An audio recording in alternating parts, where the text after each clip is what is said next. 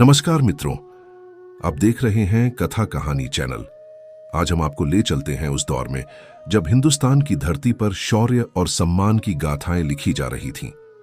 ये कहानी है मेवाड़ के महान योद्धा महाराणा संग्राम सिंह की, जिन्हें दुनिया राणा सांगा के नाम से जानती है, और उस सवाल की जो इतिहास के पन्नों में उलझा हुआ है, क्या राणा सांगा ने बाबर को हिंदुस्तान बुलाया था? तो आइए समय की धूल भरी राहों पर चलते हैं, जहां घोड़ों की टापें गूंजती हैं और तलवारें चमकती हैं। सुनो, ये उस वक्त की बात है जब हिंदुस्तान का हर कोना सत्ता की जंग से थर्रा रहा था। हवा में बारूद की गंध थी और हर पहाड़, हर मैदान पर साजिशों की परछाइयां मंडरा रही थीं। ये 16वीं सदी की शुरुआत थी और इस कहानी का हीरो था मेवाड़ का वो शेर जिसका नाम सुनते ही दुश्मन की रूह कांप उठती थी। महाराणा संग्राम सिंह, जिन्हें दुनिया राणा सांगा कहती है। उनकी एक आंख में राजपूताना का गर्व चमकता था, उनके सीने में अपनी माटी के लिए जुनून धधकता था, और उनके हाथों में वो तलवार थी जो सिर्फ सम्मान और स्वाभिमान के लिए उठती थी। लेकिन एक सवाल आज भी हवा में गूंजता है, क्या इस महान योद्धा ने बाबर को हिंदुस्तान की सरजमीन पर आने का न्योता दिया था? आओ इस रहस्य को सुलझाने की कोशिश करते हैं, उस दौर की हर सांस को महसूस करते हुए। चित्तौड़ का किला मेवाड़ की शान उस वक्त आसमान को छूता हुआ खड़ा था। इसके ऊंचे बुर्जों से राणा सांगा अपनी नजरें दूर दूर तक फैलाते थे। वो कोई साधारण शासक नहीं थे। जंग के मैदानों में उन्होंने अपनी एक आंख कुर्बान कर दी थी, एक हाथ की ताकत गंवा दी थी, पैरों में ऐसी चोटें सही थीं कि कोई और होता तो हार मान लेता। मगर राणा सांगा का दिल ऐसा था जो हर घाव के साथ और मजबूत होता जाता था। उनकी नजर दिल्ली के तख्त पर थी, मगर उनका सपना सिर्फ सत्ता का नहीं था।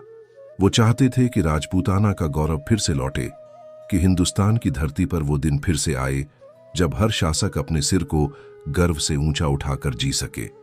लेकिन रास्ते में एक कांटा खड़ा था।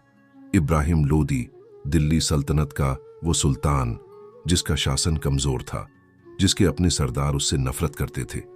राणा सांगा की नजर इस कमजोरी पर टिकी थी।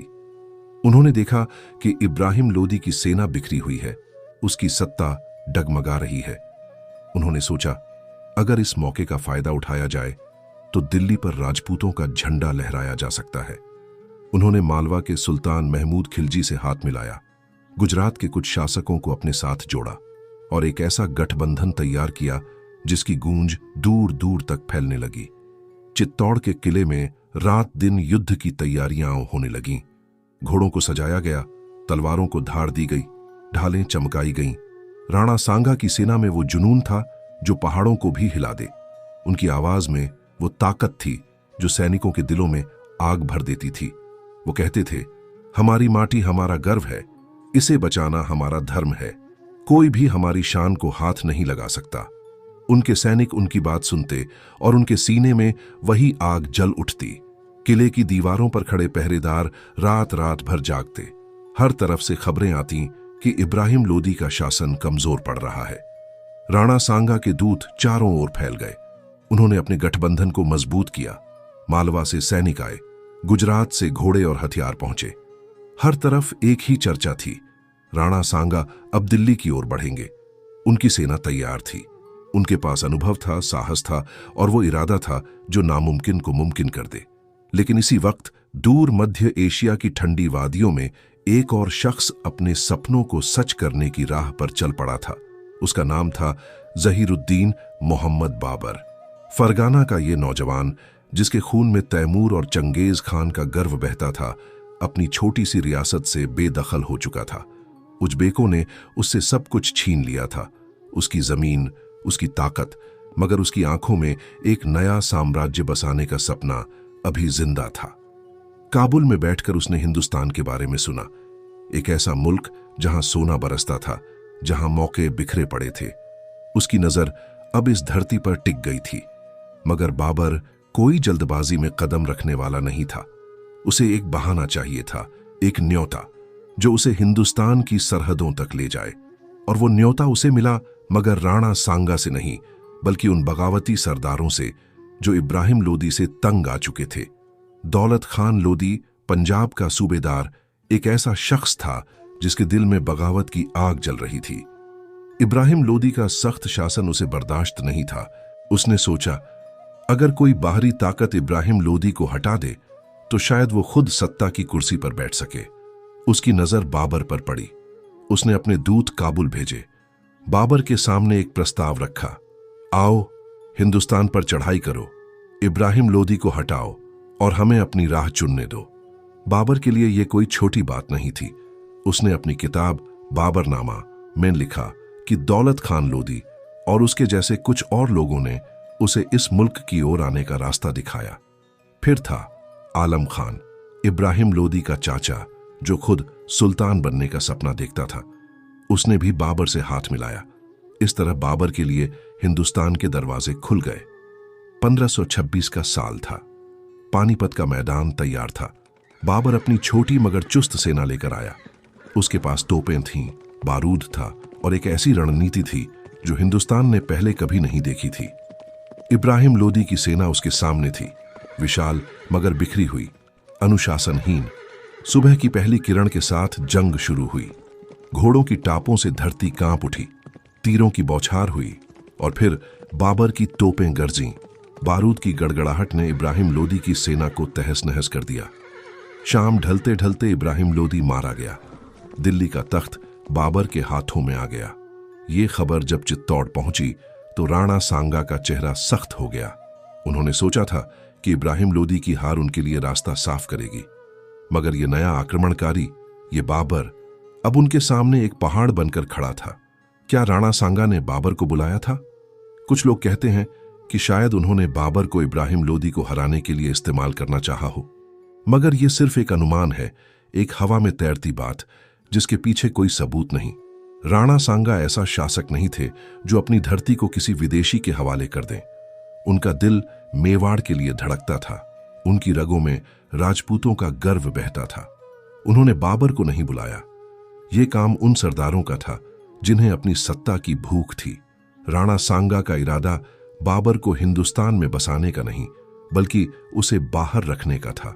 और यह बात तब साफ हुई जब बाबर ने पानीपत जीतने के बाद हिंदुस्तान में रुकने का फैसला किया।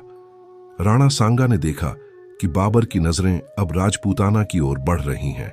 उन्होंने सुना कि बाबर दिल्ली में अपनी जड़ें जमा रहा है, अपनी सेना को मजबूत कर रहा है। राणा सांगा कोई ऐसा योद्धा नहीं थे जो चुपचाप बैठकर विदेशी ताकत को अपनी माटी पर कब्जा करने दें। उन्होंने अपने किले की दीवारों को और मजबूत किया, अपने सैनिकों को बुलाया, अपने घोड़ों को तैयार किया और एक ऐसा गठबंधन बनाया जिसकी मिसाल इतिहास में कम ही मिलती है। मालवा का महमूद खिलजी, गुजरात के कुछ सरदार और कई राजपूत रियासतें उनके साथ आ खड़ी हुईं। उनकी सेना में हजारों योद्धा थे। हर एक के सीने में वही आग थी जो राणा सांगा के दिल में जल रही थी। उन्होंने कहा, यह हमारी धरती है, इसे बचाना हमारा कर्तव्य है। कोई भी विदेशी हमारी शान को हाथ नहीं लगा सकता। 1527 का साल, खानवा का मैदान। ये वो जगह थी जहां राणा सांगा की महानता का असली इम्तिहान हुआ। सुबह की धुंध अभी छंटी भी नहीं थी कि दोनों सेनाएं आमने सामने आ गईं।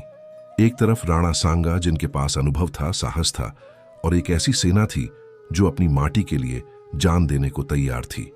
दूसरी तरफ बाबर, जिसके पास नई तकनीक थी, तोपें थीं और एक ऐसा दिमाग था जो जंग को खेल की तरह खेलता था। राणा सांगा ने अपने घोड़े की लगाम थामी, अपनी तलवार उठाई और अपनी सेना को हुंकार भरी। जंग शुरू हुई। घोड़ों की टापों से धरती कांप उठी, तलवारें चमकीं, तीरों की बौछार हुई। राणा सांगा आगे बढ़े, अपने सैनिकों के बीच, जैसे कोई शेर अपनी फौज का नेतृत्व कर रहा हो। उनकी सेना ने बाबर के सैनिकों को पीछे धकेला। एक पल तो लगा कि जीत उनकी होगी, मगर फिर बाबर की तोपें गरजीं। बारूद की गड़गड़ाहट ने हवा को भर दिया। राणा सांगा की सेना में हाहाकार मच गया। घोड़े बिदक गए, सैनिक बिखर गए। राणा सांगा ने हार नहीं मानी। वो आगे बढ़ते रहे, अपनी तलवार से दुश्मनों को चीरते हुए। मगर तभी एक तीर उनकी बाह में लगा। खून बहने लगा। उनकी आंखों में वही आग थी। उन्होंने अपनी सेना को फिर से लामबंद करने की कोशिश की, मगर बाबर की रणनीति ने बाजी पलट दी। घंटों तक चली इस जंग में राणा सांगा बुरी तरह घायल हो गए। उनके कुछ विश्वास पात्र उन्हें मैदान से बाहर ले गए। उनकी सेना टूट गई। बाबर विजयी हुआ। खानवा की हार ने राणा सांगा को तोड़ा नहीं। वो बच गए, अपने किले में लौट आए। उन्होंने फिर से अपनी ताकत जुटाने की ठानी, मगर उनका शरीर अब साथ नहीं दे रहा था। सन 1528 में एक ऐसा भी समय आया जब राजपूत शेर राणा सांगा ने इस दुनिया को अलविदा कह दिया, मगर उनकी शौर्य गाथा आज भी जिंदा है। बाबर ने अपना साम्राज्य बढ़ाया। हिंदुस्तान में मुगलों का दौर शुरू हुआ, पर राणा सांगा का नाम एक मिसाल बन गया, एक ऐसे योद्धा का जिसने अपनी माटी के लिए सब कुछ दांव पर लगा दिया। तो क्या राणा सांगा ने बाबर को बुलाया था? नहीं, ये बात एक मिथक है जो वक्त के साथ फैल गई। बाबर को बुलाने वाले वो सरदार थे, दौलत खान लोदी, आलम खान, जिन्हें अपनी सत्ता की भूख थी। राणा सांगा ने तो बाबर को रोकने की कोशिश की, अपनी जान जोखिम में डालकर। उनकी जंग, उनका बलिदान, उनका गर्व, ये सब बताता है कि वो हिंदुस्तान का रक्षक थे। राणा सांगा का नाम आज भी गूंजता है, मेवाड़ के उस सूरज की तरह जो कभी नहीं डूबा। तो दोस्तों, ये थी राणा सांगा की शौर्य गाथा। उम्मीद है आपको ये कहानी पसंद आई। अगर हाँ, तो कथा कहानी चैनल को सब्सक्राइब करना ना भूलें। हम फिर मिलेंगे एक नई कहानी के साथ। तब तक के लिए अपना ख्याल रखें। नमस्कार। हर हर महादेव।